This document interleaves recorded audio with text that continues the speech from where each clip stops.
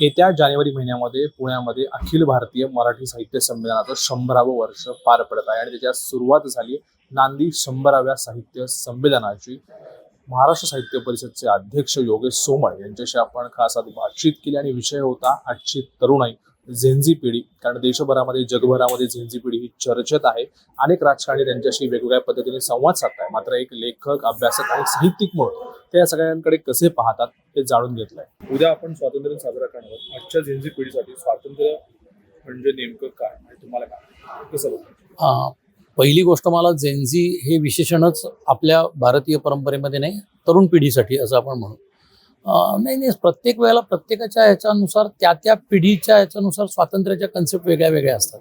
म्हणजे स्वातंत्र्यपूर्व काळात देशाला स्वातंत्र्य नव्हतं म्हणून ती एक अख्खी पिढी देश स्वतंत्र करण्यासाठी हे झाली। स्वातंत्र्यानंतरची पुढची कित्येक वर्ष वेगवेगळ्या आपल्याच रूढी आणि परंपरांमध्ये आपण अडकलेले आहोत। मग अनेक जातीविच्छेद असतील, हे असतील, त्याच्यातनं स्वतंत्र करण्याची चळवळी तेव्हापासून चालूच आहे, जी अजूनही चालू आहे। आजच्या पिढीला स्वातंत्र्य, मला असं वाटतं की विचारांच्या स्वातंत्र्यासाठी ते लढतायत किंवा त्यांना अपेक्षा आहे, त्यांना त्यांच्या पद्धतीने शिक्षणाचं स्वातंत्र्य हवं आहे, त्यांना त्यांच्या पद्धतीने कर्म करण्याचं, म्हणजे ज्याला आपण नोकरी म्हणतो किंवा व्यवसाय म्हणतो, याचं स्वातंत्र्य त्यांना अपेक्षित आहे असं मला वाटतं। अन्याय आणि व्यवस्थेविरोधात सोशल मीडिया तसेच आंदोलनाच्या माध्यमातून व्यक्त होते। या नव्या पिढीकडे आंदोलनाच्या पद्धतीने तुम्ही कसं बघता? मला असं वाटतं की आंदोलन हा कुणाचाही स्थायी भाव आणि मूळ अधिकार आहे असं मला वाटतं। की जेव्हा एखादी गोष्ट मिळवायची असेल त्यासाठी आंदोलन करणं गरजेचं आहे आणि ते त्यांच्या सर्व मागण्यांसाठी त्यांनी जरूर आंदोलन करावं। मग त्यासाठी जी व्यासपीठं उपलब्ध आहेत, मग राजकीय आंदोलन असू शकतं, सामाजिक आंदोलन असू शकतं, सोशल मीडियावरती व्यक्त होणं हे सुद्धा आंदोलनाचा एक भाग असू शकतं।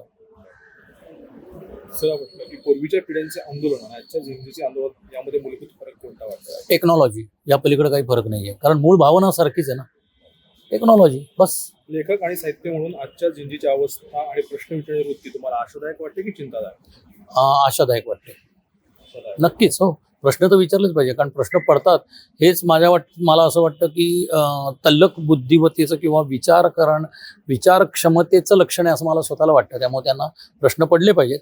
आता प्रत्येक प्रश्नाचं उत्तर हे मिळेलच असं नाही, पण प्रश्न पडलेच पाहिजे। प्रश्न पडल्याशिवाय वैज्ञानिक तयार होऊ शकत नाही, प्रश्न पडल्याशिवाय साहित्यिक तयार होऊ शकत नाही, प्रश्न पडल्याशिवाय कलावंत तयार होऊ शकत नाही। एक भाषेचा अभ्यासक, कला, साहित्यिक आणि लेखक म्हणून तुम्ही सगळ्या गोष्टींकडे तरुणाईला डोळ्यासमोर ठेवून किंवा त्यांच्या डोळ्यासमोर ठेवून काही लिखाण केलं पाहिजे का, किंवा त्यांच्याकडे मराठी साहित्याकडे ओढलं?